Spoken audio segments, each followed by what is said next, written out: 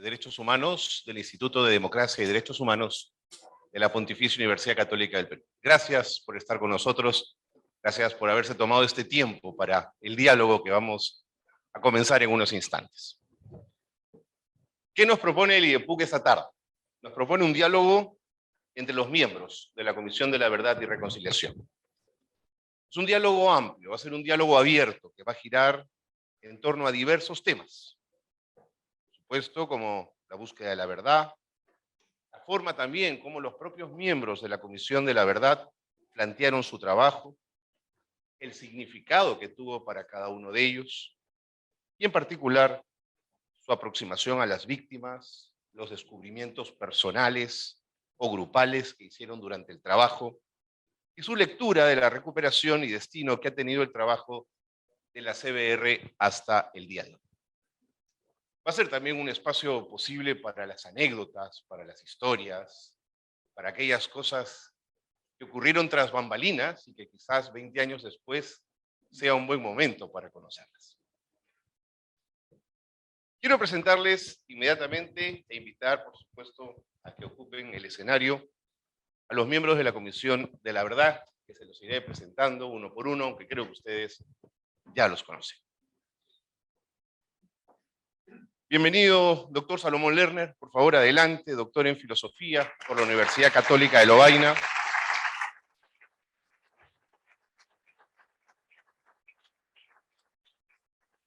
El doctor Lerner es licenciado en Derecho por la Pontificia Universidad Católica del Perú, fue presidente de la Comisión de la Verdad y Reconciliación, ha sido rector de la Universidad Católica en 2 periodos, es autor de diversas publicaciones, artículos, ensayos sobre derechos humanos, filosofía, educación superior, globalización y gobierno. Actualmente es rector emérito de esta casa de estudios, presidente del Instituto de Democracia y Derechos Humanos, presidente de la Filmoteca de la universidad y profesor en esta casa de estudios, por supuesto, y presidente de la Sociedad Filarmónica de Lima. Quiero invitar también a este espacio al doctor Rolando Ames. Por favor, Rolando, adelante.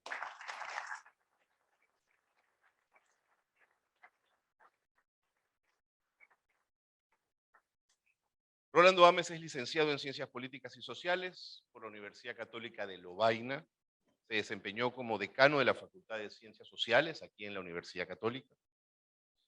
Lo nombraron profesor emérito el año 2020. Fue presidente del Consejo Directivo de la Escuela de Gobierno y Políticas Públicas. Fue senador de la República, donde presidió la comisión investigadora sobre la masacre de Los Penales en 1986 y comisionado de la Comisión de la Verdad y Reconciliación. Actualmente forma parte de la Comisión de Asesoría Económica y Social del Arzobispado de Lima. Espero haber dicho todo, Rolando. Gracias también por estar con nosotros. Tengo ahora el gusto de presentarles a Sofía Maja. Sofía, por favor, adelante.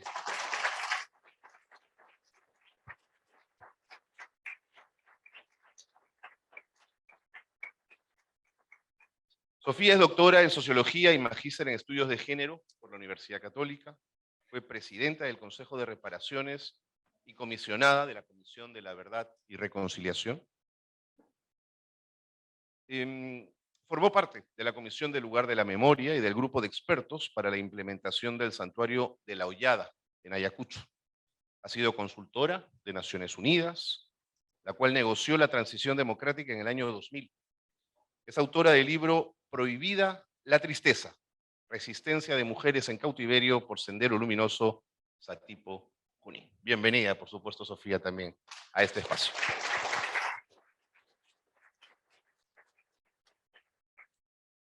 La siguiente excomisionada, y a quien queremos invitar también, por supuesto, es a Beatriz Alba Hart. Adelante, Beatriz, por favor.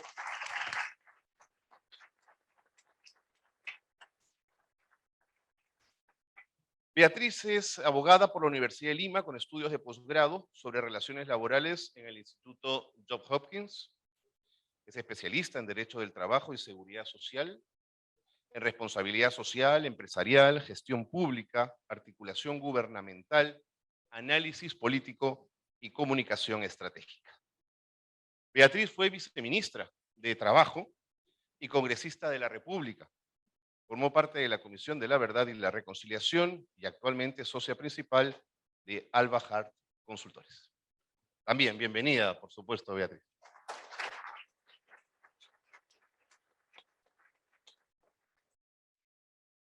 Es el turno ahora del ingeniero Alberto Morote. Bienvenido, ingeniero, por favor. Adelante, acompáñenos.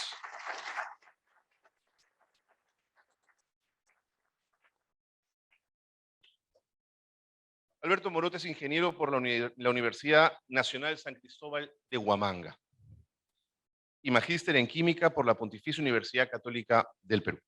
Se desempeñó en diferentes cargos académicos en instituciones tanto públicas como privadas.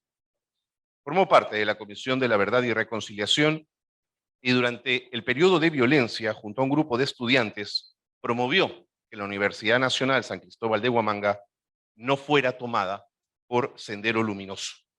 Actualmente es docente en distintas universidades. Gracias a todos ellos y un aplauso para los excomisionados, por favor.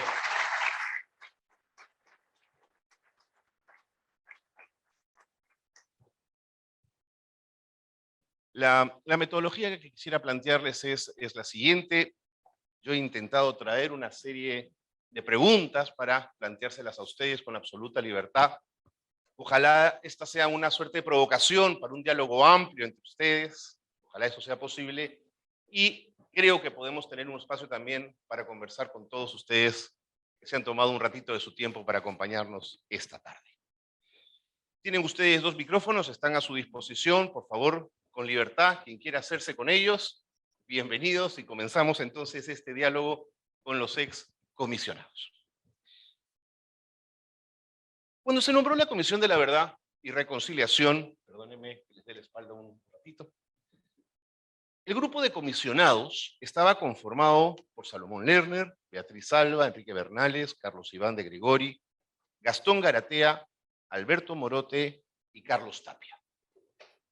2 meses después se incorporó Sofía Maher, Luis Arias Graciani, Rolando Ames y Humberto Lay. ¿A qué se debió ese cambio en la comisión inicial? ¿Por qué hubo necesidad de más miembros en la Comisión de la Verdad? ¿Quién me ayuda un poco a comenzar este diálogo? Sofía. Sí, yo porque me gusta contarlo. Por eso me adelanto. Nada, que el Valentín Paniagua al final, casi cuando ya estaba terminando su mandato, designa a los comisionados y él ya era el presidente electo, en abril ya había sido elegido. Entonces le dio cólera y lo cuento porque yo hablé con él y me dijo, ¿qué se han creído? Con Toledo, ¿qué dije yo? Paniagua. Toledo. Bueno, no, y entonces Toledo estaba indignado porque Valentín Paniagua no le había consultado quiénes iban a ser los comisionados y entonces dijo, ¿por qué? Si eso ya van a trabajar en mi mandato. Y entonces voy a ver qué hago con esa comisión, porque lo dijo también públicamente. Entonces hablando, me dijo, oye, ¿hay algún tope para el número de comisionados? No. Entonces lo que hizo fue aumentar la palabra reconciliación, porque no tocó el decreto supremo, y 5 comisionados, pero fue eso. O sea, simplemente una reacción porque no había sido consultado y él pensó que debió ser consultado. De acuerdo. Sí. Plenamente de acuerdo con lo que ha señalado Sofía. Solo para redondear el asunto. Le cambia el nombre, añadiéndole tolerancia e inclusión social, por influencia del padre Hubert Lancière. El padre Lancière de algún modo había expresado públicamente que no solo se trataba de llegar a la verdad, sino de ir más lejos, a partir del hallazgo de la verdad, tratar de pues, abrir los caminos para una sociedad más justa. Y de otro lado, sin que yo tenga plena certeza de ello, pero imagino que el presidente Toledo quiso colocar a personas que a su juicio tendrían representatividad del lado de las Fuerzas Armadas, tratándose de Arias Graziani, y de las iglesias evangélicas tratándose de LAI, y también de las organizaciones de derechos humanos tratándose de Sofía y de Rolando, ¿no? Entonces, es por eso, pero es cierto que fue creada la comisión en junio del 20 y comenzó a trabajar en septiembre de ese año. De acuerdo. Tengo una Por favor, más. Sofía, adelante. Una más, como dices que hay que, lo Sí. que está detrás de cámara, ¿no? Uno de los designados de esos 5 era nuestro amigo que estaba designado, y yo hablaba con él y dijimos, oye, nos encontramos, ¿cómo vas vestido? Ya yo llego, y lo reemplazaron por Arias Graziani, nuestro antropólogo, Montoya. A Montoya, Rodrigo Montoya, lo había llamado por teléfono Toledo y le dijo, oye, quiero que seas comisionado. Y claro, como somos amigos, estábamos conversando, nos pusimos de acuerdo, a qué hora llegabas tú a Palacio, cómo vas vestido. Y nunca llegó, y más bien, o sea, lo desembarcaron cuando él estaba tomando el carro para ir a Palacio. De acuerdo.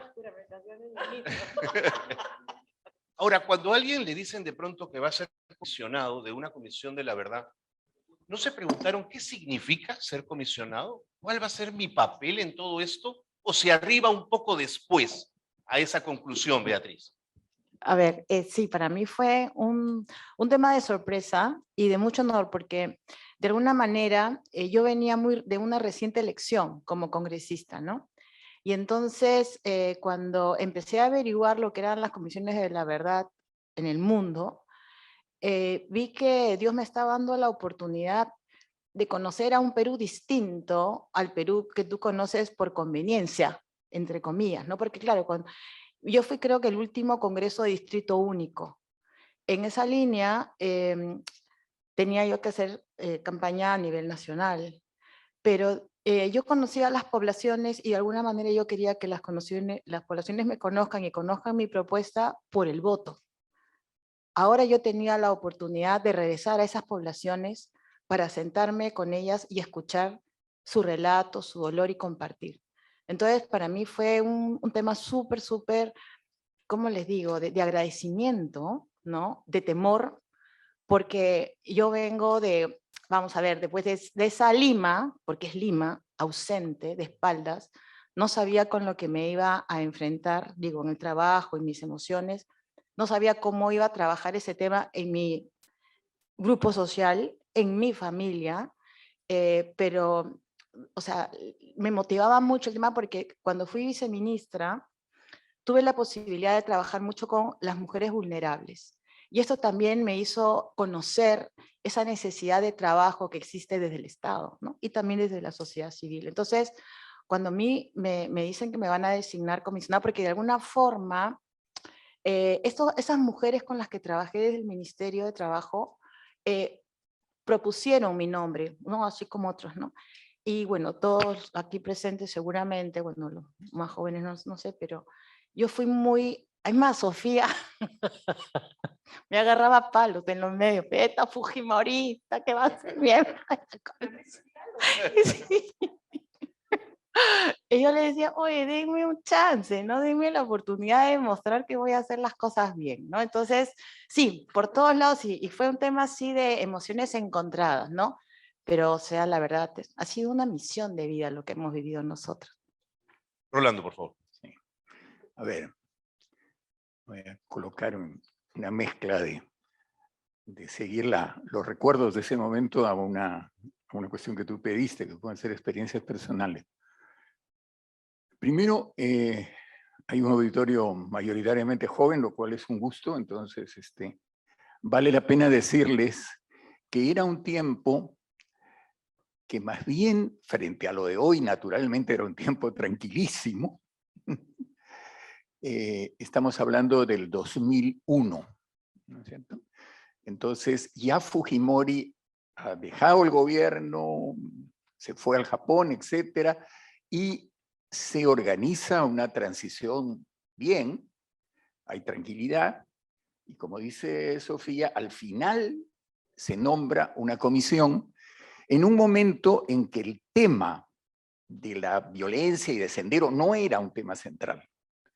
Yo tengo una anécdota, yo estaba, no sé si por algún cargo en la universidad o cómo fue, yo estaba en una dependencia militar, invitado a un almuerzo, y yo escucho allí la noticia de que se ha creado la Comisión de la Verdad con los 7 primeros, y yo digo, qué interesante. Y les voy a ser muy franco, ¿no? Yo digo, pero hay 3 de izquierda. Y yo pensé, para mí, creo que lo comenté, debería haber gente de otras posiciones también, porque yo soy político, he sido senador por la Izquierda Unida, pero soy muy convencido de que las ciencias sociales pueden ser realmente ciencias y que nos pueden explicar mejor. Entonces yo quedé muy contento primero de saber que estaba Beatriz, porque no ubicaba bien tu filiación política en ese momento.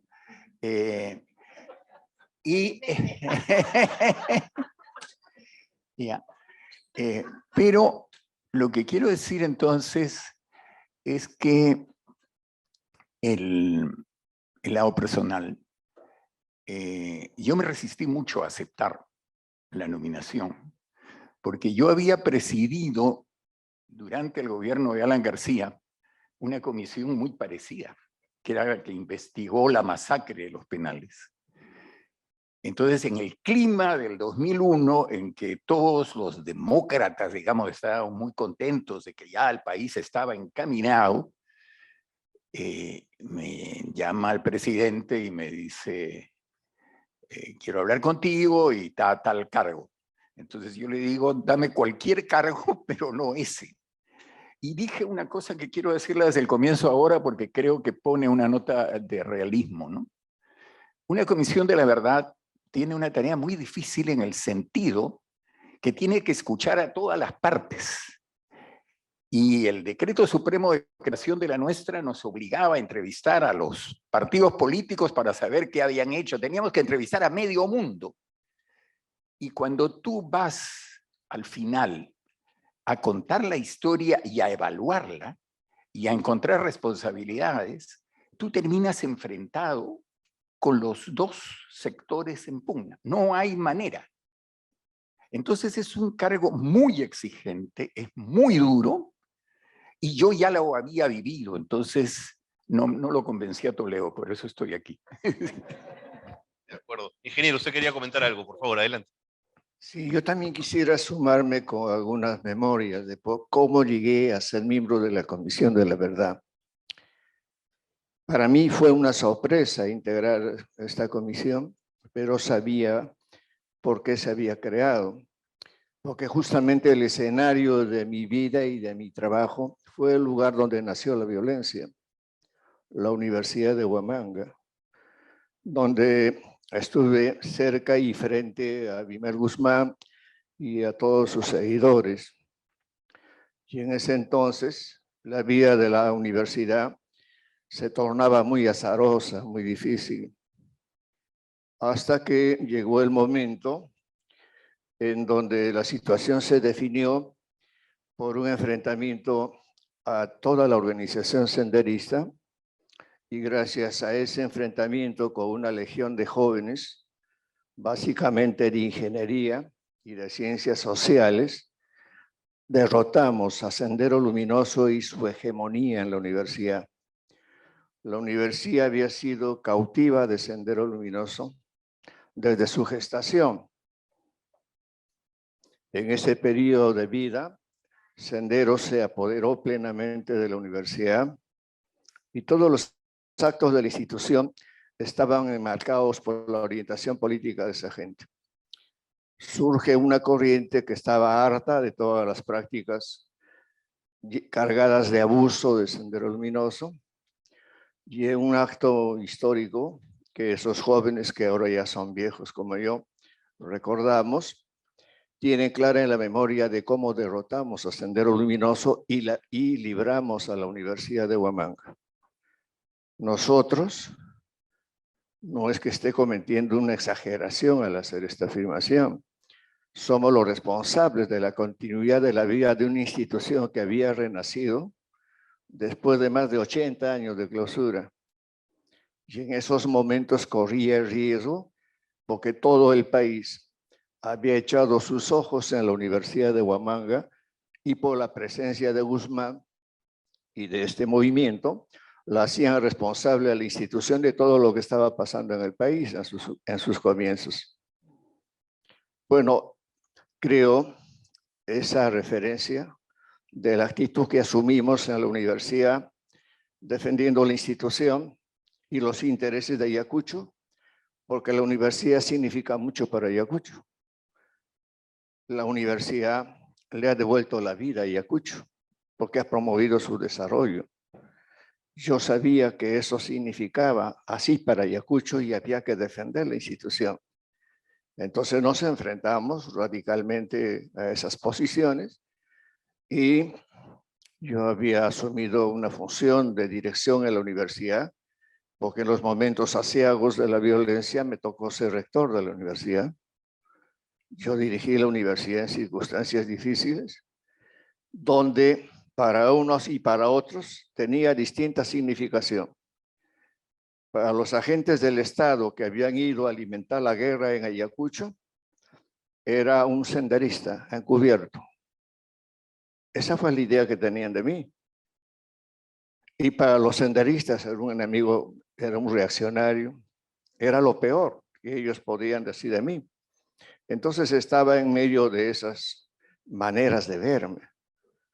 Entonces la universidad se salvó, dejé el cargo de rector. Todo esto es parte de una historia que yo me he visto obligado a escribir en un libro, que queda como testimonio para que el país y la juventud, como esta juventud que está aquí presente, sepa cómo se dieron las situaciones de violencia desde un comienzo en Ayacucho. De acuerdo. Termino esta mi intervención señalando una situación más. Yo fui llamado por el gobierno porque se está diciendo cómo hemos llegado a la Comisión de la Verdad. Yo probablemente haya sido uno de los miembros un poco más alejados de los otros compañeros de la Comisión de los órganos oficiales del país, porque estaba en Ayacucho. Pero a mí me invitó el presidente de entonces, el doctor Paniagua, porque ejercía un cargo, era presidente del CETAR Ayacucho.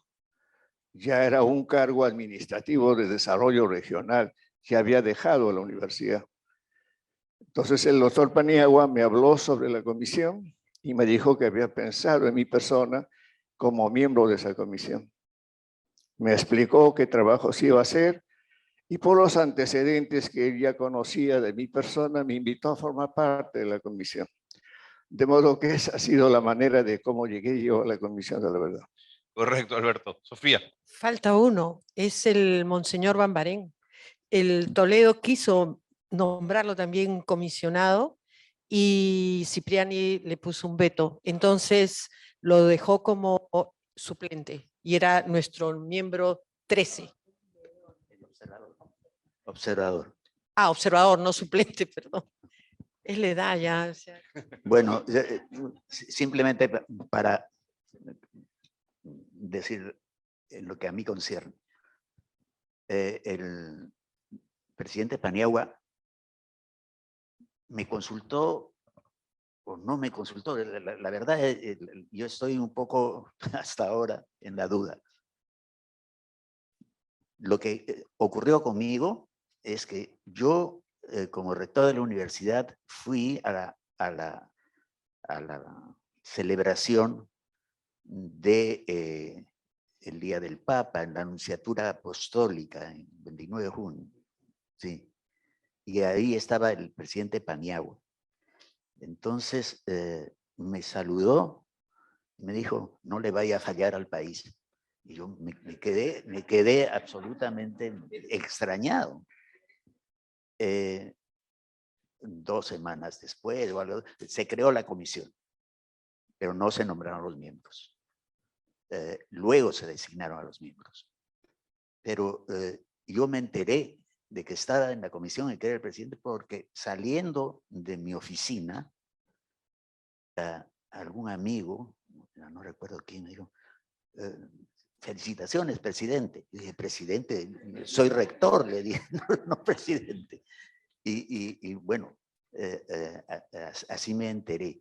Y termino con esto.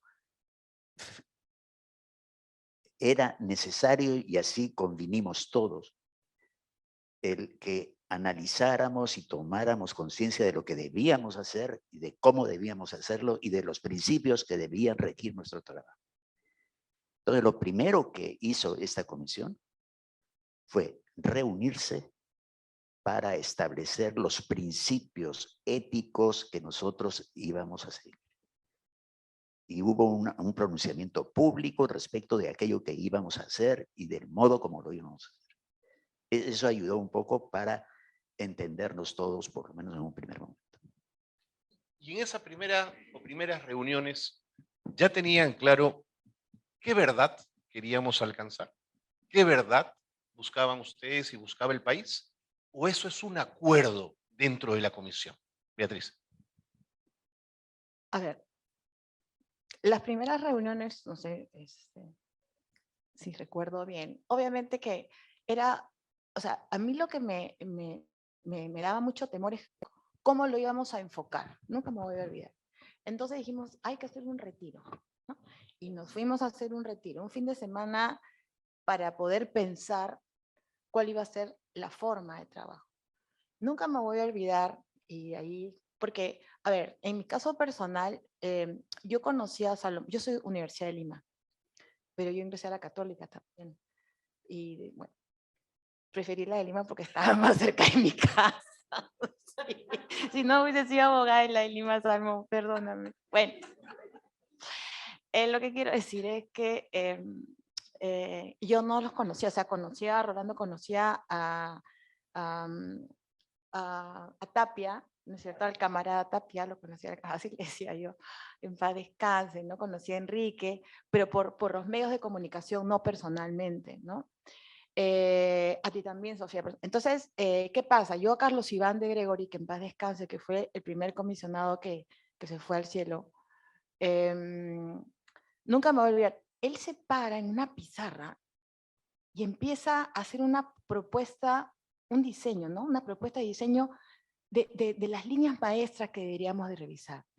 Y en verdad creo que esa propuesta, ¿no? Un poco que nos dio la luz a todos, ¿no es cierto?, de cómo debíamos ordenar el trabajo. A mí me pareció, dije, o sea, en verdad estoy con unos pesos pesados, o sea, digo, yo voy a aportar lo que pueda con toda la sinceridad, con todos mis valores, pero lo que yo voy a aprender acá de lo que ha sido la historia de nuestro país más allá de los libros, va a ser espectacular, ¿no? No sé, Salomón, ¿qué más quería?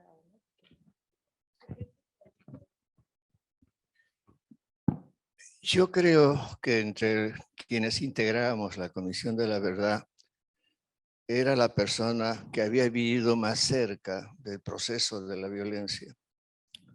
De modo que cuando conversé con Paniagua y me explicó que se estaba formando una comisión para investigar los años de violencia en el país, a mí me pareció muy interesante, porque sentía personalmente la necesidad de trascender al mundo toda la desgracia que había vivido mi región, que fue la zona más golpeada por la violencia.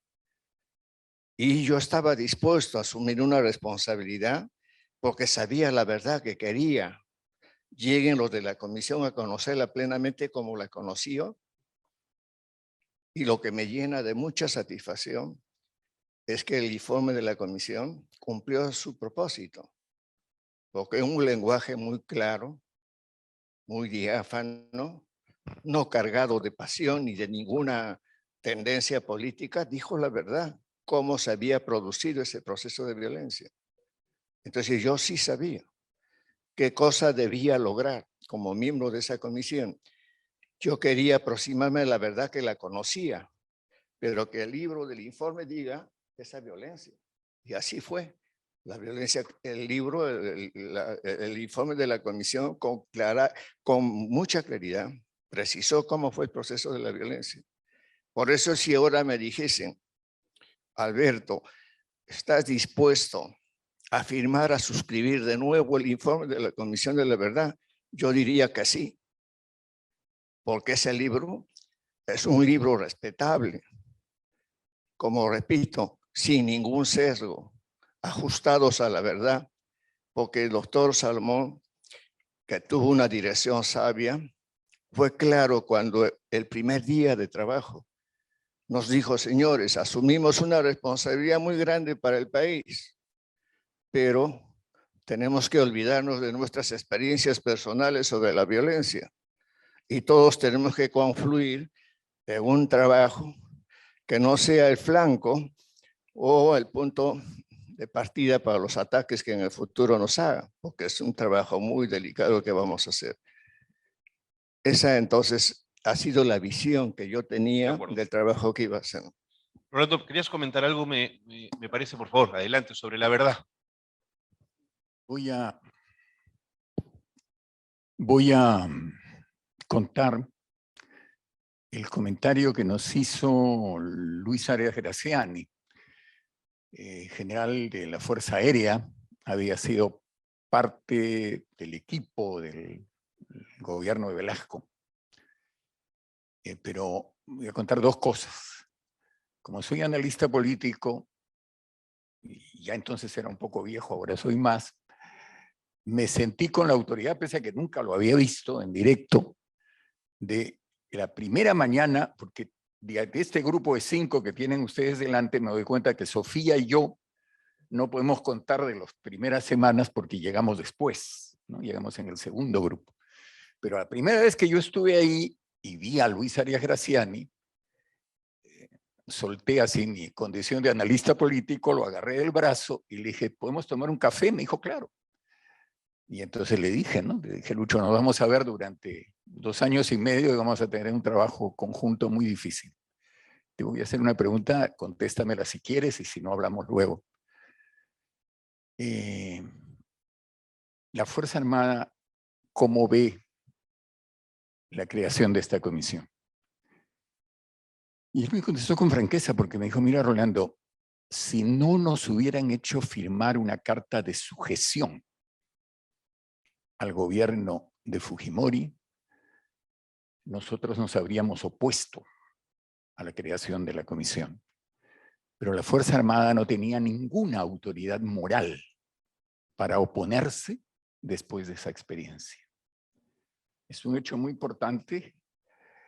Luego, al final, él firma la declaración con salvedades, porque naturalmente él hubiera querido probablemente que algunos matices o cosas pudieran ser distintas solo en ese tema, pero firma,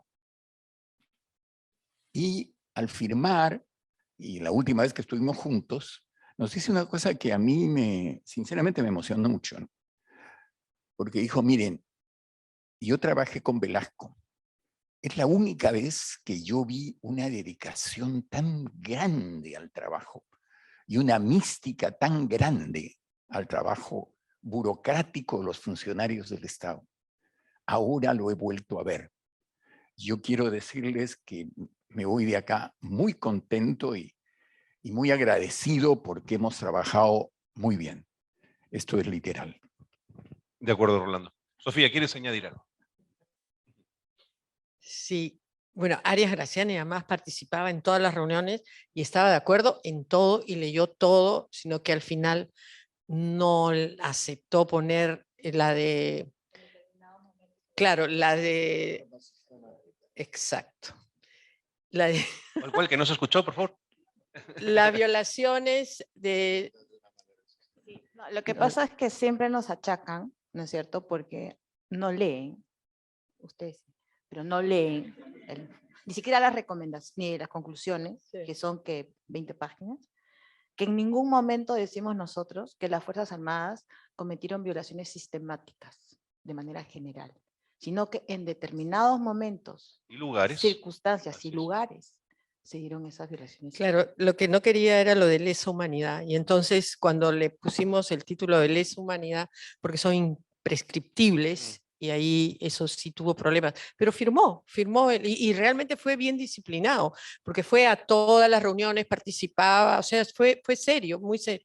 No, yo quería sobre la metodología, que era la primera, esta semana en la que tuvimos que irnos para diseñar la metodología, yo recuerdo una discusión con Carlos Iván de Gregori, que era el más capo ahí para el diseño de la investigación.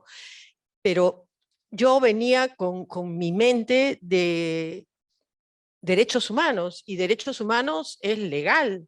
Y entonces lo que había que hacer era documentar las violaciones a los derechos humanos, los patrones de violaciones a los derechos humanos, y mandarlos a la justicia. Eso era mi manera de entender la Comisión de la Verdad. Y para Carlos Iván, en la metodología que planteaba, era más de científico social y era más explicar la historia, que era también parte del mandato. Y entonces era como, fue una discusión tremenda porque decía, bueno, pero ya sabemos cuáles son las violaciones que se han cometido, ahora lo importante que tenemos que hacer es explicar al país cómo hay, que es más como historiador también, ¿no es cierto? Y se armó una discusión súper interesante de tratar realmente de encontrar una metodología única que nos pudiera servir para ambos enfoques. Y no fue posible, teníamos poco tiempo, pero es interesante porque estamos hablando del 2001 y en el momento que se hace, bueno, se abrieron, ¿no? Se abrió el ala de derechos humanos ortodoxa, ¿no? Con Pepito Burneo, y toda la parte histórica, la revisión de eventos. Y la cosa es que al final, cuando Carlos Iván se le pide que dirija, ¿no es cierto?, que consolide toda la información levantada para escribir ya el informe final, todo calzó. Y era una cosa que es la interdisciplinariedad, que ahora tú no puedes plantear nada si no es interdisciplinario, o sea, lo tienes que ver de las diferentes formas, el mismo evento.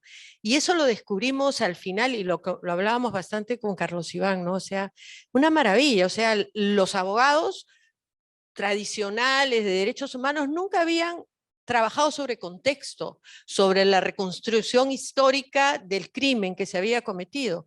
Y eso lo tenían en el área de, ¿cómo se llamaba? De hechos, ese que dirigía Carlos Iván. Porque había el otro de política, ¿no? Hechos, se llamaba Hechos, algo era. Y bueno, esa era la parte científica social. Y del otro lado también, o sea, desde los científicos sociales, toda la información factual, legal, detallada, con un enfoque de derechos humanos, alimentó y completó información de esta reconstrucción más histórica de las ciencias sociales. Impresionante. O sea, yo creo que eso al final fue súper rico y todos salimos como aprendiendo, ¿no? O sea, de ambos lados. En las reuniones que sostuvieron con los miembros de las Fuerzas Armadas, ¿encontraron resistencia? ¿Encontraron reconocimiento de responsabilidades? Por el contrario, ¿sentían que hacia afuera había un discurso, pero hacia adentro las conversaciones iban por otro lado? ¿Cómo fueron esas conversaciones con las Fuerzas Armadas? Lo que pasa es que el trabajo era gigante y de alguna forma nos repartimos las misiones, ¿no? Y a mí me tocó con mi querido, que en paz descanse, camarada Tapia, entrevistar a las Fuerzas Armadas en los diferentes rangos, ¿no? O sea, de los que fueron capitanes en su momento, mayores, coroneles. Y lo que sí, porque luego también contigo, Sofía, fuimos cuando estaba Quiabra, ¿no? Que también fuimos a ver la consolidada. Sí, sí, sí. Pero bueno, el cuento mío es que, a ver, yo lo que sentí es que las Fuerzas Armadas consideraban, fíjense, consideraban que era una oportunidad para recuperar su valor, su ética, o sea, no lo veían como un tema de castigo, de juzgamiento, sino que como decía Rolando, ¿no? Venían de ser pisoteadas por el gobierno de Fujimori. Entonces ella sentía, lo que yo sentía cuando nos entrevistaba, esa posibilidad, ¿no? No de todos, pero sí. Y sí abrieron cartas, ¿ah? Sí abrieron cartas. Lo que nunca me voy a olvidar, y eso es algo que se dio en una audiencia pública, no sé si fue Ayacucho o Huancavelica, ya no me acuerdo, de un coronel, o coronel ya era en este momento, comandante, ¿no? Que le pidió perdón a la población. Entonces dije, uy, le va a pedir perdón porque seguramente pues hubo pues acá violaciones. Bueno, le pidió perdón porque le tuvo que robar a la población ganado, alimentación para alimentar a su tropa. Entonces aquí, en verdad, ese testimonio me marcó tanto porque al final de cuentas, las Fuerzas Armadas han sido víctimas de los gobiernos de turno. Qué bien fácil, ¿no? Te lo encargo a ti. Si ganas, bacán, triunfo mío. Pero si pierdes, te quedas solo. Entonces ese es un tema que a mí me marcó. Entonces me pregunto sobre esto. Entonces ha habido de todo, pero sí he sentido muchos testimonios en donde sentían que tenían una posibilidad de reivindicación o de recuperar su valor. Y quizá reiterar eso, ¿no? Entonces, desde un lado más de análisis político, miren, yo conocía profesionalmente a un profesor uruguayo, Juan Rial, un experto internacional en Fuerzas Armadas. Y cuando llevaríamos pues unos 6 meses, pasó por Lima y para sorpresa mía me buscó por su iniciativa y me dijo, no te preocupes, la Academia Latinoamericana acompaña mucho el trabajo de ustedes y yo he estado dando conferencias en la Fuerza Armada Peruana, explicándoles que las comisiones de la verdad son una institución que ya tiene una historia y que se han hecho en otros países, se había hecho en Argentina, en Chile, El Salvador, y les he dicho lo que acabas tú de decir, Beatriz, es una oportunidad para ustedes el poder decir lo que pasó. Y efectivamente, naturalmente hubo tendencias distintas, naturalmente hubo facilidad en algunos entrevistados y hubo, si no rechazo, en algún caso rechazo o no asistencia, también lo hubo.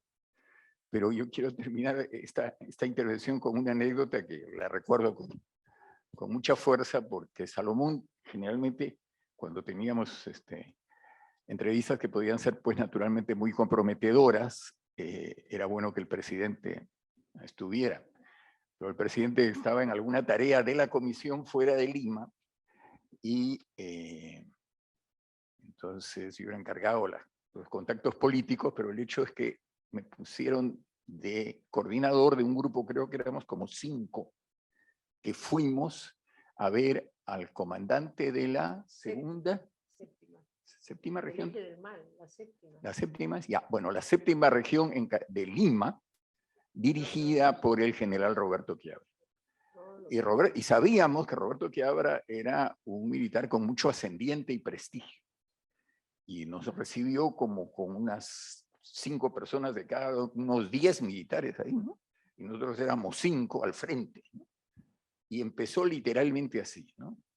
Dice, bueno, señores, bienvenidos, está concertada esta cita, pero yo quisiera empezar con una cosa muy franca, dice. Bueno, aquí había un enfrentamiento con Sendero Luminoso y el MRTA. Los jefes del Sendero Luminoso y el MRTA están todos en la cárcel. Entonces, si se ha creado una comisión, será pues para llevarnos a nosotros. Entonces, quiero ser franco. ¿Cuántas cabezas nuestras necesitan ustedes para cumplir con su función? ¿Fue literal? Si Roberto estuviera acá, lo repetiría. Y estoy seguro que no lo negaría. Pero para darse cuenta de que en medio de esa relación de tensión y de acuerdo, había también una relación humana, pues, ¿no es cierto? Porque fue duro, el comienzo fue muy duro, pero implicaba la posibilidad de hablar, implicaba la posibilidad de hacer un trabajo efectivo. Eso que ahora no se cree. Hoy día vivimos, ¿no es cierto?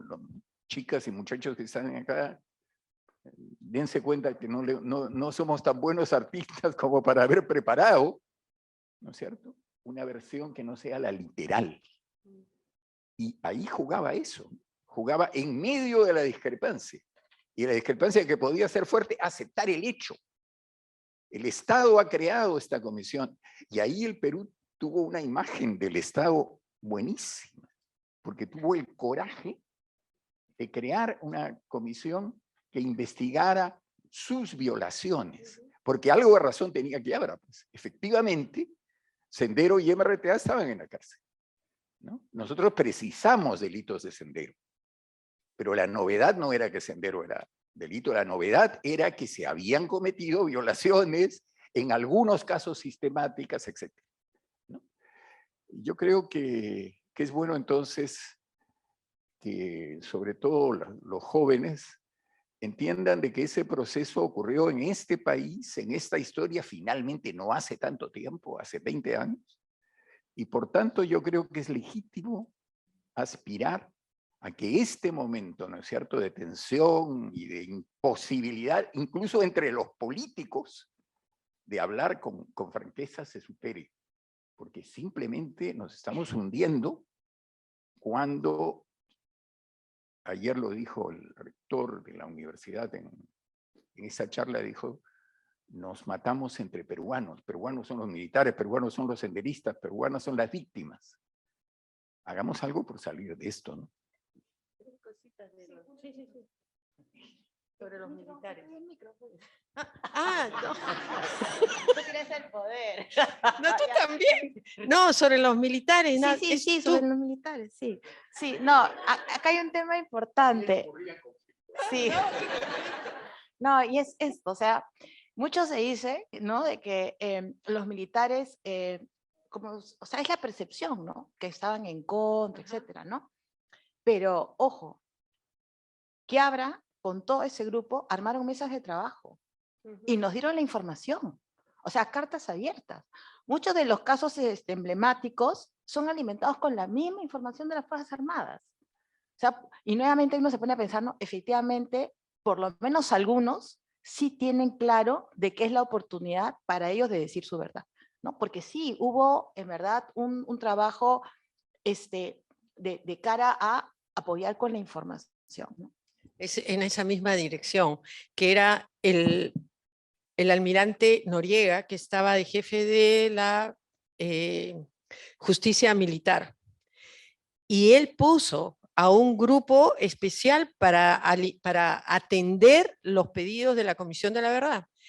Y nos pasaban los expedientes enteros de los procesos judiciales de la justicia militar que ellos sabían, porque antes, durante el conflicto, los 80s y los 90s, el sistema de justicia, el Poder Judicial, el Ministerio Público, abdicó de su responsabilidad y todas las denuncias que venían sobre violaciones a los derechos humanos los mandaban a los tribunales militares y los tribunales militares daban sentencias pequeñitas, simbólicas. Entonces, este señor, este almirante, nos puso a una persona y realmente cumplía con todo lo que pedíamos, porque a veces le pedíamos de un caso, los justicieros, ¿no? Todo el equipo de Wilfredo Pedraza, le pedíamos un caso, pero que no era con el mismo nombre, o sea, era todo un trabajo encontrar los expedientes y no, o sea, ahí hay una cosa de cumplimiento de su responsabilidad, de disciplina institucional importante que me parece que hay que resaltar. Tuvimos, ¿no es cierto, Salomón? Montones de reuniones en el Comando Conjunto de las Fuerzas Armadas y todas las veces también era totalmente franco, abierta la discusión, y quería contar dos cosas. Una era cuando estaban, bueno, pidiendo manuales y todo, nos entregaron todos los manuales que estaban, con la que nosotros después hemos fundamentado violaciones de derechos humanos, y sin embargo nos lo dieron ellos. Pero la otra era la individualización de responsabilidades, y cuando íbamos, porque era una cosa son los 73 casos que están en el informe del final, pero otros casos que son 40 y tantos, no hay una cifra exacta, 43 o 47, que eran los casos que no eran parte del informe final, sino eran los expedientes que les presentamos al Ministerio Público para que inicie proceso, investigación judicial. ahí era individualizando responsabilidades y tuvimos dos acciones con eso que quiero recordar. Una, que cuando se iba a nombrar o cuando nosotros nos acercábamos a una certeza de responsabilidad frente a una violación de derechos humanos, comunicamos cada nombre y se lo mandamos al comando conjunto para que le haga llegar a la persona que nosotros le estábamos incriminando, o sea, acusando dándole una responsabilidad en la violación, para que tenga la posibilidad de venir y defenderse. Y sí vinieron. Uno de esos fue William Zapata, con el caso Ajomarca, y nos trajo una cantidad de información que nosotros dijimos, no, este señor es inocente, y en su juicio en Ajomarca lo liberaron, o sea, el mismo Hotel Hurtado dijo que él no era culpable. Bueno, y la última es esta, que fue al final, ¿te acuerdas, Salomón? Cuando dijimos si es que poníamos o no los nombres de los responsables en nuestro informe. Y ahí también fue Quiabra o el Comando Conjunto, no me acuerdo quién, pero fueron, creo, Comando Conjunto que nos dijo, miren, si no hay el debido proceso y ustedes ponen un nombre en su informe, esa persona le liquida su carrera. Y fue toda una discusión fuerte, principista, ética, creo, en la comisión. ¿Qué debíamos hacer? Por un lado, nuestro mandato era individualizar responsabilidades y decirle a la población, oye, estos fueron los responsables. Pero por otro lado, estaba el debido proceso y nosotros no teníamos poderes jurisdiccionales. Y entonces esa al final fue, creo, una de las discusiones, casi al final ya, ¿no? Súper importantes, y dijimos, no vamos a poner los nombres, los mandamos en los expedientes y le dimos una copia a la Defensoría del Pueblo y le dijimos, si el Ministerio Público no inicia investigaciones judiciales, le pedimos a la Defensoría que abra esa información. Pero fue una discusión ética bien, bien importante. Sí, para decir que es cierto todo esto que se ha dicho, sin embargo, ha habido, y lo hemos experimentado, cierta ambigüedad. Lo prueba la firma de, el no firmar, ¿no es cierto?, por parte de Arias Graziani, el informe final, en lo que toca a una política sistemática de violación de derechos humanos. Lo prueba el hecho de que hay determinados apodos con los cuales trabajaban los militares en zonas de emergencia, y consultado que fueran las autoridades militares para dar la identidad de estas personas, no la dieron. Es que más allá de defender a personas, y esa es la impresión que tengo yo, lo que existía y existe hasta ahora de parte de las Fuerzas Armadas y policiales es un sentido del honor que tienen ellos que preservar y defender a como dé lugar, más allá de los defectos concretos y personales que puedan darse. Y en una mirada quizá bastante simple, se planteaba lo siguiente: nosotros vencimos a los terroristas, entonces no debemos ser castigados, más bien debemos ser aplaudidos. Y una última cosa es que no tanto los militares finalmente, sino la gente que ha estado en contra de la comisión desde que ella se creó, ha tomado como excusa a los militares para decir que nosotros hemos tenido un espíritu de agresión a estas instituciones, ¿ya? Alberto. Cuando la comisión fue constituida, recibió encargos expresos del Estado. Uno de los encargos era aproximarnos a la identificación de los responsables de ese proceso. Y nosotros hicimos todo el esfuerzo necesario para llegar a aproximarnos en la identificación de los responsables, tanto militares como del otro lado. Pero este trabajo que nosotros hicimos con mucho esfuerzo, sistemáticamente, todas las veces que hay oportunidades de tocar a la Comisión de la Verdad, un canal de televisión que los domingos está atendido por 2 ancianos a quienes a veces la memoria les traiciona. Uno de ellos, cuando se refiere a la Comisión de la Verdad, dice que es la Comisión de los Caviares.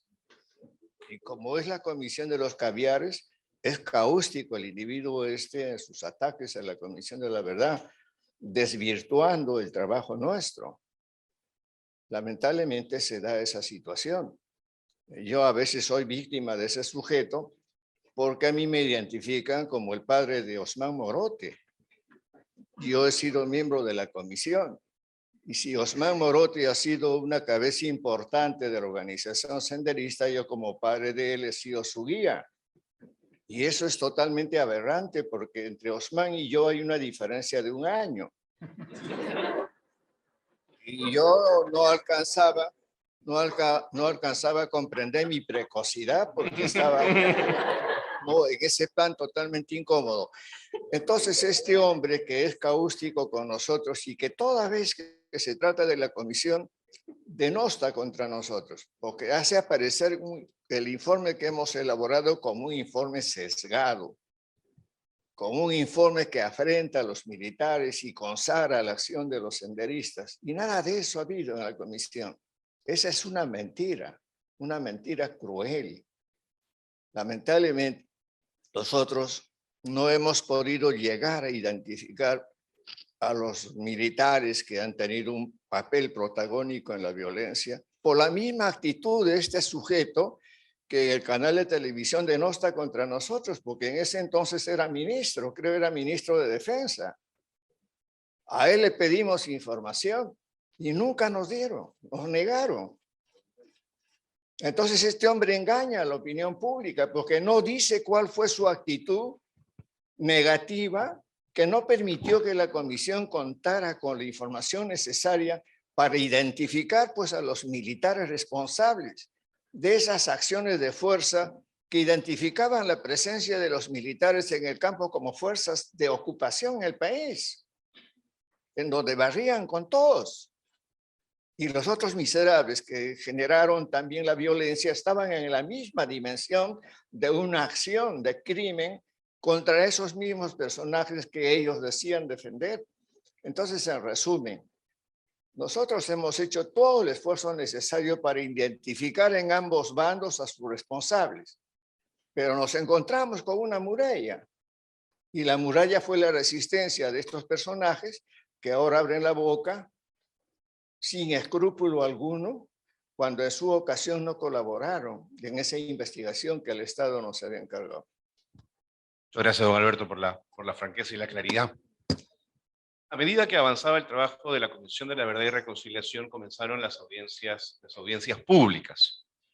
Probablemente quienes pudimos seguir por radio y por televisión cada uno de esos eventos, se televisaron a través de Canal N y a través de TV Perú, podíamos ver en las caras y en los gestos de los comisionados un profundo dolor y una pena que se expresaba en lágrimas, que tenían que parar por momentos, porque las historias que escuchaban eran absolutamente aterradores.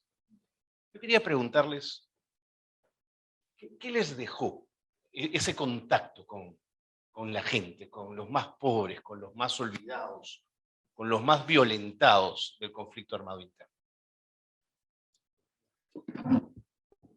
Si me permite, y muy brevemente, yo soy profesor de filosofía, lo he sido desde muy joven, y he tenido que ver siempre con el tema de la verdad. La verdad, y le explicaba yo, y la sigo explicando, cómo en griego se dice aletheia, desvelamiento, es descubrir las cosas. Como profesor de filosofía siempre he tenido que hablar de el logos como principio, como razón, como palabra.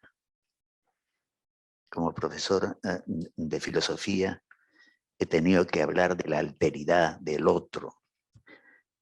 Pero mira, he estado en contacto con esos temas y una cosa es la relación teorética, cognitiva que uno pueda tener con ello o establecer a través de esos estudios y de los filósofos, y otra cosa es vivir la experiencia del otro. Entender que el otro allí en su dolor te transmite dolor y que él ha sido vulnerado, ha sido pateado, no ha sido respetado. Y entonces, por lo menos para mí, comenzaba a tomar sentido este hecho de el ser con otro, de las cosas que me decía la filosofía Levinas, el otro, en tanto que está a tu lado, te hace responsable, funda tu libertad. Lo que estás viendo es distinto de aquello que te contaron, estás descubriendo, esto es verdad. Y esto del logos se daba en un diálogo en donde no tenían que hablar necesariamente las víctimas, con su sola presencia nos hablaban. Y nosotros tampoco teníamos que decir nada para expresar hasta qué punto nosotros nos sentíamos ya más allá de investigadores, personas que se condolían, personas que realmente estaban de algún modo sufriendo por dentro. En las audiencias públicas nosotros no hablábamos, no preguntábamos, nada. Simplemente estaba el testimoniante y un psicólogo al lado por si acaso. Y realmente era... Yo hasta ahora recuerdo una frase que condensa todas las audiencias públicas finalmente y todo el trabajo, o parte del trabajo de la comisión, un horizonte de la comisión. Un testimoniante que dijo: señores, Comisión de la Verdad, ojalá pues que algún día yo llegue a ser peruano. Dijo eso y creo que sintetizó toda la situación. Bueno, para mí fue muy fuerte porque yo vengo del mundo empresarial y sigo en el mundo empresarial. Sofi, Rolando, Salomón, Gastón, ¿no? Como sacerdote, el mismo Humberto, Rolando y Humberto, etcétera, venían de un conocimiento, ¿no? O de un tipo de experiencia en el tema.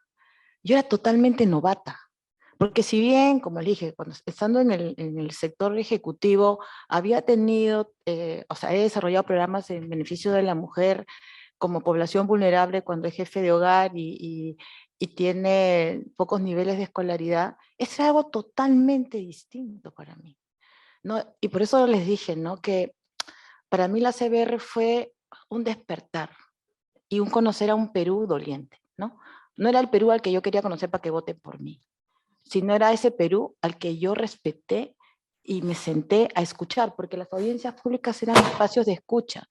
Y ahí también entendí cómo en ese espacio que ellos tenían, en donde los escuchaban con respeto, era también un proceso de sanación para ellos, porque al decir ellos su verdad, ellos de alguna forma estaban también un poco sanando esa herida, ¿no? Para mí la primera comisión de la verdad me destrozó. Hay un tema que no está Gastón, qué pena, ¿no? Porque Gastón decía, en este rincón que se sienten las Magdalenas, ¿no? Bueno, ahí me decía Magdalena, porque según él era pecadora porque estaba en el gobierno de Fujimori, pero nos decían las Magdalenas, porque es que no podíamos con el llanto de la pena, ¿no? De como dice, como acaba de decir Salomón, o sea, el ponerse en el zapato de ese ser humano como nosotros, ¿no? A mí la audiencia que me destruyó, porque me destruyó, fue la de la mujer. La de la mujer, donde cuenta, ¿no? ¿Cómo se llamaba esta señora? Bueno, que había sido violada un montón de veces en la cárcel, bla. Gamboa, Georgina Gambo- Gamboa. que quiso abortar a su bebé y luego presenta a su bebé. Es que yo en ese momento, además, estaba en mi tercer mes de embarazo. Entonces, para mí fue muy fuerte esta experiencia y lo que sí, después de cada audiencia pública, yo llegaba a mi casa y les pedía a mi familia que me dejaran estar sola 24, 48 horas. O sea, no quería hablar con nadie, no, porque mi dolor era demasiado grande y tenía que procesar lo que había recibido, ¿no? Entonces sí, emocionalmente uno se afecta. De hecho, por ejemplo, ayer estuve con Chema Salcedo un poco para traer a colación este tema de la comisión, como ha dicho ahora Beatriz Merino, que me parece interesante, ¿no? Que veamos el informe como un libro abierto, de debate constante, ¿no?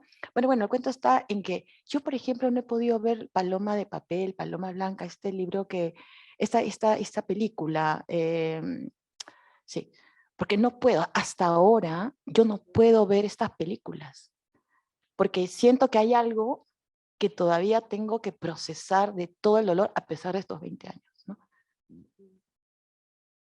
No sé, yo recuerdo, era como por acumulación, ¿no? O sea, primero empezamos en Huamanga, que fue la primera, con 2 días, y siguió Huanta, otros 2 días, y eran 25 testimonios, y nosotros sentados ahí, y después vino Huancavelica, y creo que Huancavelica fue un punto de saturación, y cuando terminábamos las audiencias, bueno, Salomón terminaba así, ¿no? O sea, eso de lo que se escuchaba y como que te vas cargando acá las historias, ¿no? Y cuando subíamos al carro de regreso al hotel, nadie hablaba, estábamos, pero absolutamente sobrecargados. Y en Huancavelica yo recuerdo dos reacciones. Una, Carlos Tapia, que agarró y estaba amargo y me dice, no regreso nunca más a estas audiencias, no es posible que no hagamos nada y que solo estemos escuchando. O sea, a él, al escuchar los testimonios, las barbaridades que había vivido esta gente, porque como dice, y recuerdo Gonzalo Portocarrero escribió, estos testimonios te cuentan cómo la sociedad se desarrolla, o sea, es cómo esas cosas impactaban en las personas, porque no te contaban eventos, pasó tal, o sea, una descripción del evento, te contaban qué pasó en su vida con lo que vivieron. Y entonces Carlos Tapia le vino la rebeldía y dijo, yo no me puedo quedar aquí con un país que pueda soportar tanta violencia, ¿no? Inhumanidad. Y Carlos Iván tuvo una reacción diferente. Y se acuerdan que les conté que habíamos hecho esa discusión entre el enfoque de derechos humanos y el enfoque científico-social. Y en Huancavelica se me acerca Carlos Iván y me dice, recién te entiendo, recién entiendo a estos que se dedican a derechos humanos. Recién entiendo cómo es condolerse y sentir al otro lo que ha sufrido y que tienes que hacer algo para defender sus derechos. Y fue así como para él dijo, me convierto ahora en un activista de derechos humanos también, pero eso es, ¿no? O sea, creo que al final haber estado horas por todo el país. ¿Se acuerdan esa señora en audiencia de mujer que se desmayó? Ahí que era una que había estado en cautiverio con Sendero y que le querían obligar a que ella matara a su esposo porque él tenía que demostrar su fidelidad al partido y quería que acuchille a su marido. Y era en audiencia, ella volvía a vivir eso como esa sensación de bestialidad, ¿no? Que ha hecho Sendero. Pero la otra, el otro anécdota, y termino ahorita con eso, es con nuestro amigo del CAAP, que está la señora, esa fue en Huancayo, y está la señora contando, esta que cuenta que habla con su esposo en sueños, pero en el momento, porque la gente cuando entraba a dar su testimonio, contaba cosas como catarsis, ¿no? Y ella cuenta cómo se iba a suicidar porque le desaparecieron a su esposo y ella tenía 4 hijitos y había uno chiquitito. Y entonces ella cuenta y dice, aquí uno me lo voy a amarrar, al otro lo voy a agarrar acá. Y estaba nuestro amigo, el único hombre del CAAP, Gibaja. Y entonces Gibaja era el que había estado acompañando ese caso. Y voltea y ve a un niño, bueno, uno de 15 años, que escuchaba y solo se le salían las lágrimas, y entonces se dio cuenta que el chiquito es el jovencito que estaba escuchando a la señora, era el hijito, bebito, y que estaba escuchando una historia que en su vida la había escuchado, y escuchaba a su mamá lo que había sufrido y cómo había planificado su suicidio. Y lo que dijo el Gibaja, que ha escrito su testimonio sobre eso, que todo lo que había estudiado para poder tener tus barreras, de no involucrarte con el paciente, se fueron al demonio. O sea, él no pudo protegerse y ver ese niño sabiendo que era la mamá la que estaba contando, como dice, ¿no? Lo único que atiné es a pasarle ponerle mi brazo en el hombro y llorar con él de alguna manera. Sí, eso es, o sea, se te rompe toda la cosa teórica, académica, profesional, es el humano con humano. Y creo que ahí creo que ahí los comisionados entendimos la importancia de nuestro trabajo. Y no tuvimos psicólogo. No hubo apoyo de salud mental para los comisionados. A las cosas que se han manifestado, creo debemos agregar algunas cosas que son necesarias. Nosotros hemos construido la verdad del proceso de la violencia a través de los testimonios de las personas que libremente acuden a la comisión a contar su experiencia sobre ese proceso. Nada de lo que sostenemos en el informe es una opinión propia de la comisión. Nosotros hemos tenido, creo, la capacidad de procesar esos testimonios. Y la garantía del trabajo nuestro, es bueno sepa esta audiencia, están en los testimonios que están grabados y que constituyen el patrimonio del trabajo que hicimos, como la prueba raíz de que nosotros no hemos inventado la historia, ni hemos dicho lo que hemos querido interesadamente. De eso es necesario tener conciencia, porque existen esos testimonios que están allí en la oficina de defensa, ¿cómo se llama? La defensoría, en esa institución. Entonces se puede acudir a esos testimonios en donde uno se va a dar cuenta cómo esa entrevista que por primera vez en tantos años de violencia estaba experimentando ese señor que quería decirle a la Comisión de la Verdad su punto de vista sobre esa vivencia suya. Porque antes no había tenido la oportunidad porque el miedo se apoderó de esa gente. La gente no podía abrir la boca porque entre ellos se denunciaban, se delataban y a veces terminaban muy mal. Entonces, para los 15,000 testimoniantes aproximadamente que acudieron a la Comisión de la Verdad en todos los lugares que la comisión lo recibió, esos testimonios liberan a esos individuos de un dolor interno que lo tenían guardado y que cada día de su existencia hacía sufrir a su vida porque no sabían cómo liberarse de esa situación de pena.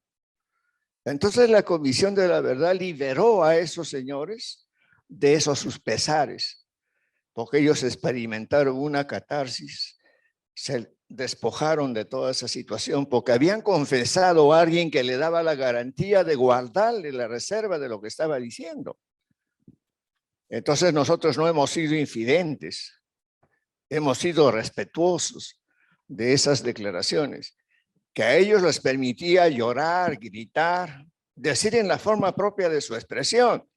Pero a nosotros que los escuchábamos, así como escuchamos en las audiencias públicas, nos vivían, a mí personalmente, porque venía de una zona violenta, sentir íntimamente el dolor de esa gente.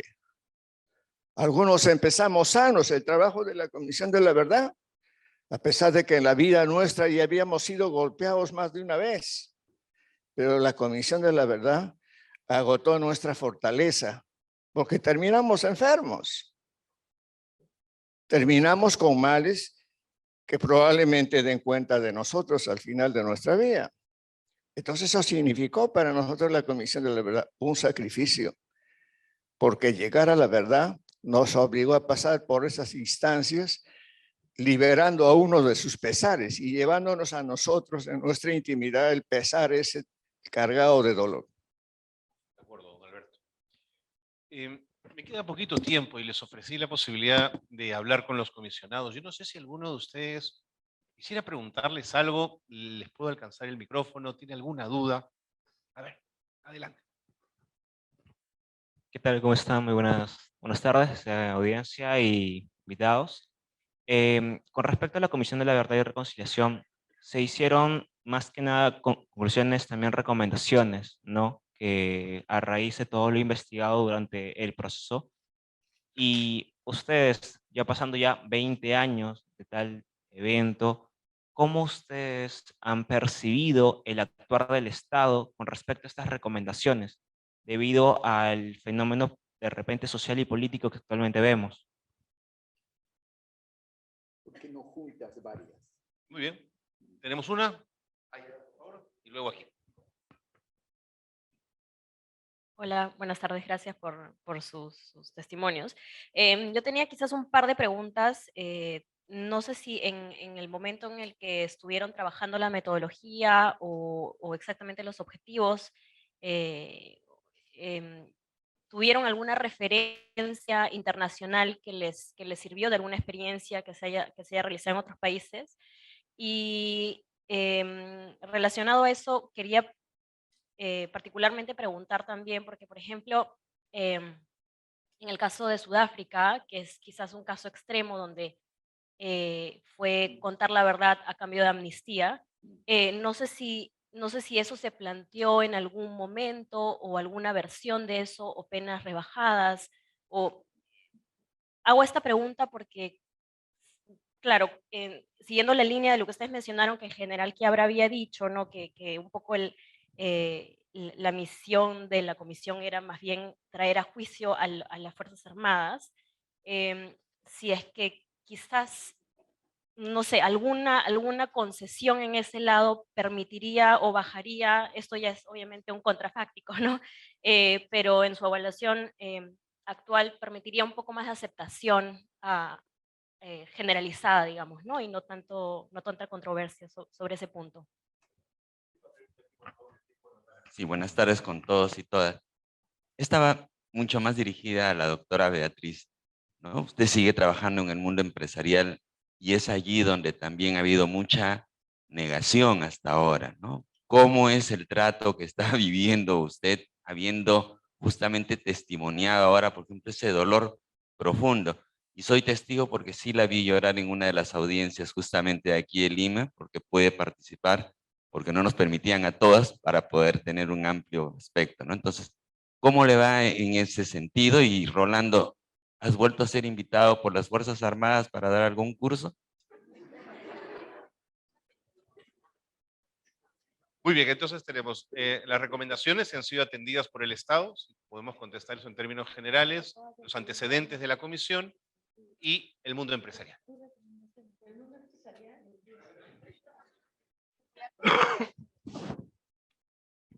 Rápidamente. Yo era socia de uno de los principales estudios de Lima cuando fui invitada, ¿no? A la CBR. Termino la CBR y decido renunciar porque no podía seguir. O sea, ese no es el tema que el caviar, que eso es, me parece, de cuarta. Ya. Y entonces decido que todo lo que había recibido yo tenía la obligación de trabajar en ello. Ya no podía seguir siendo, dale, lo que fuese. A lo que voy es a que formo una consultora. Sigo laboral, ¿no es cierto? Pero hoy por hoy lo que hace Albajar Consultores es concientizar al sector empresarial en el tema laboral de que el trabajador no es un código, sino es un ser humano.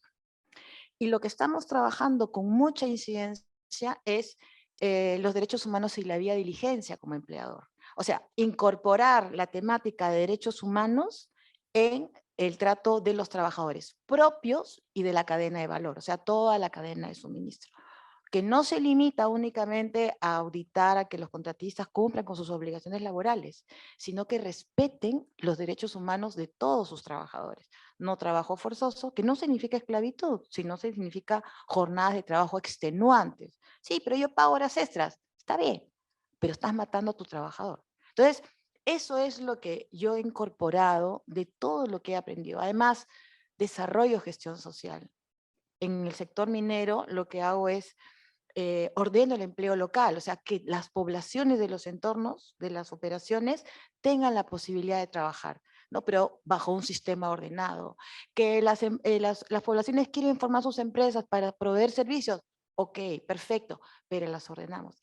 Y todo ello me ha permitido ir conociéndolas más. O sea, a mí, por ejemplo, me encanta sentarme, bueno, ahora lo hago después del COVID, ¿no es cierto? Ya estamos regresando paulatinamente a campo, pero me encanta sentarme con las señoras, con los señores, escucharlas, porque todavía hay trueque.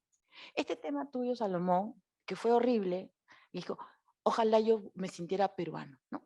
En nuestro contexto 2001, efectivamente, el tema de la falta de identidad del peruano era impresionante. Y uno de los primeros temas, a propósito de haber supervisado al IDL en un proyecto lindo que fue el del registro de víctimas en Huancavelica, y ya como consultora independiente, es que hoy por hoy sí, el nivel de documentación de los peruanos es mucho mayor. Pero yo sí recuerdo en los años 2004, 2005, 2006, cuando subí al campo, obviamente en las consultorías que yo realizaba, que me decían, pero ¿para qué lo del DNI si yo no existo para el Estado? Fue horrible, ¿no? Entonces, claro, yo agarraba y a mis mineras les decía, oye, acá hay que traer a la RENIEC, tenemos que ver el tema del certificado de nacido vivo, porque hay toda una problemática, porque los niños nacen en las casas o nacen en otras partes y no hay certificado, y eso cuesta. Ya entonces ven, Mina, y vamos a cubrir todos los gastos, todo lo que, y vamos a cubrir el tema de que venga la RENIEC.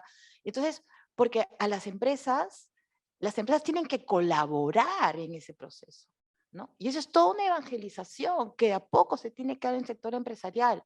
Gracias a Dios, ¿no? Que el mundo, o sea, el comercio internacional, ¿no es cierto? Por el comercio justo, le exigen a la minera, por lo menos, que auditen estos temas, ¿no?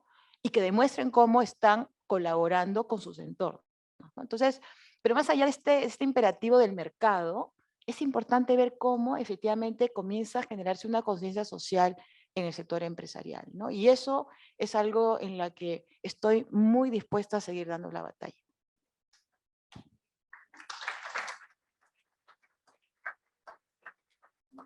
A ver, yo contesto la pregunta. En realidad, efectivamente, yo fui profesor un tiempo, no muy largo, pero un par de años o algo así, en lo que se llamaba entonces el CAEM. Pero yo fui con cortesía, pero expulsado del CAEM cuando el golpe de Fujimori. Nunca más me llamaron. Cuando yo tenía una clase normal, fui, y entonces el director me dijo con enorme pesar, me dijo, ¿sabe? Sí, claro, literalmente, me dijo, tenemos indicación de los profesores que no van a volver y usted está en esa relación. Pero yo quiero aprovechar, porque el moderador está a punto de cortarnos, ¿no? para decir una cosa muy, muy breve, ¿no? Y es que creo que una experiencia bien positiva para mí, tengo la impresión que es compartida por mis compañeros comisionados, ha sido este encuentro ahora, 20 años después. Porque no estamos hablando solo del pasado. Estamos hablando de la experiencia del pasado hoy, ¿no? Y en esa experiencia yo repito una cosa que Sofía me la escuchó porque estuvimos juntos en una reunión en Naciones Unidas sobre este tema. Y a mí se me ocurrió decir ahí, pero creo que es bien básico, ¿no? Es que la Comisión de la Verdad es un hito en una historia larga.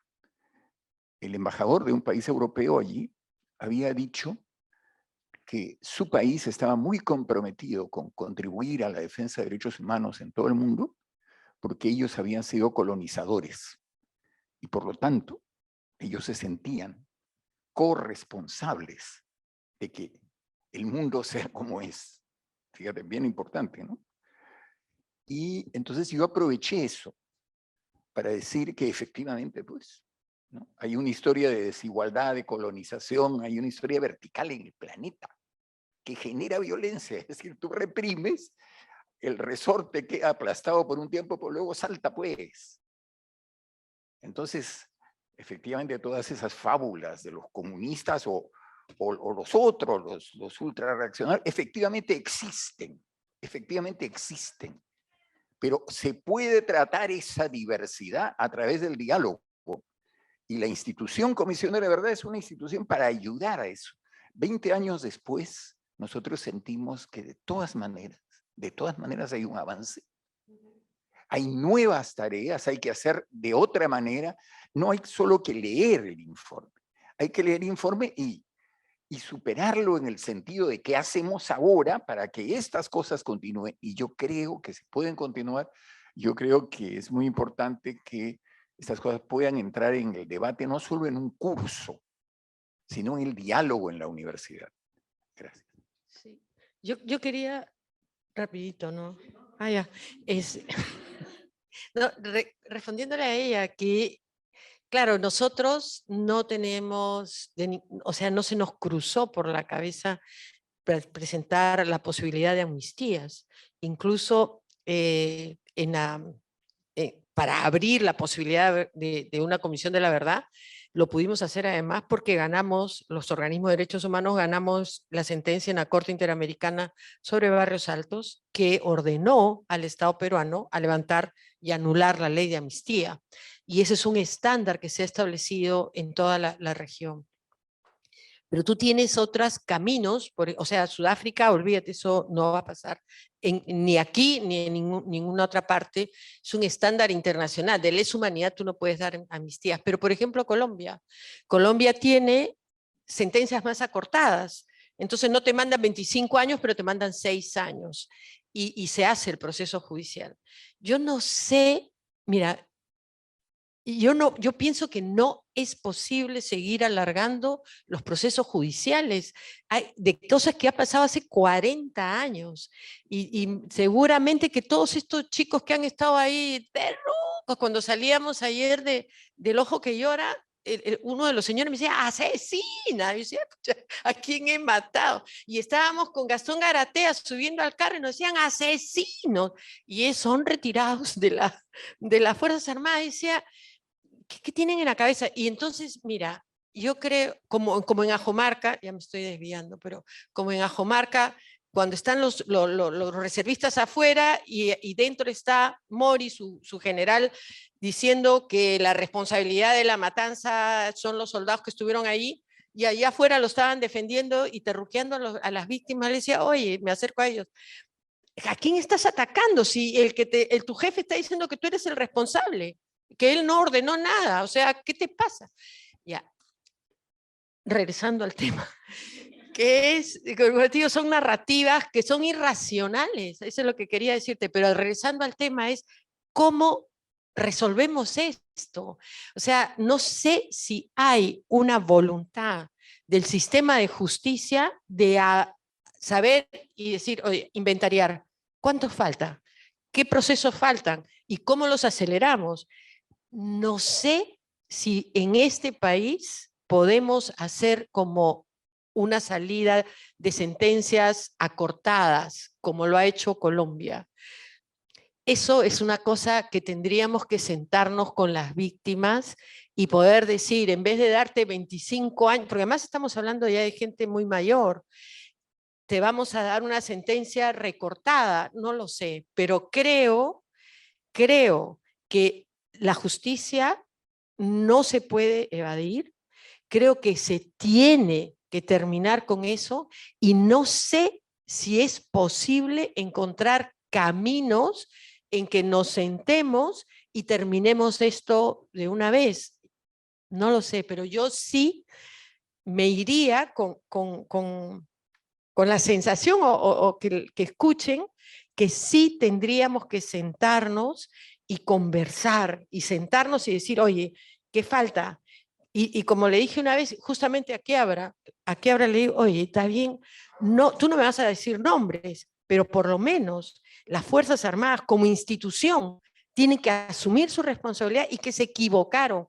Y eso que hicieron de tal año a tal año, porque después cambiaron, y cuando cambiaron ganaron, eso que hiciste de aquí a acá, de que apresabas a uno, lo metías y le disparabas y lo desaparecías, eso no lo puedes volver a hacer y lo tienes que hablar, lo tienes que decir. No puedes seguir reproduciendo esa narrativa contra los terrucos en tus chiquitos que estás formando. Mira, algo hay que hacer. Yo creo que no debemos quedarnos a que el sistema de justicia se demore 50 años más. Voy a darle la palabra al doctor Lerner ya para cerrar Dos frases la nada mesa. más para Solamente contestar al señor. Las recomendaciones que ha hecho la comisión no han sido en su gran mayoría, casi en su totalidad, pues asumidas por el Estado. Creo que no hemos avanzado. Las reparaciones, hubo un consejo de reparaciones, nosotros en la comisión habíamos preparado una ley de reparaciones. Este consejo de reparaciones sí avanzó algo en las reparaciones individuales monetarias, pero no ha hecho un trabajo completo. Las reformas en el orden, en orden político, educativo, judicial, etcétera, las estamos esperando y podemos decir que la vida social y política del Perú hoy, pues, necesita todavía mucho trabajo y mucho compromiso de parte de todos. si los tiempos han impedido que algunas preguntas o inquietudes puedan ser respondidas, en minutos vamos a tener una mesa de balance sociopolítico, a 2 décadas del informe final de la Comisión de la Verdad y Reconciliación, que los animo a seguir. De momento debemos poner punto final. Les puedo pedir un enorme aplauso para los comisionados.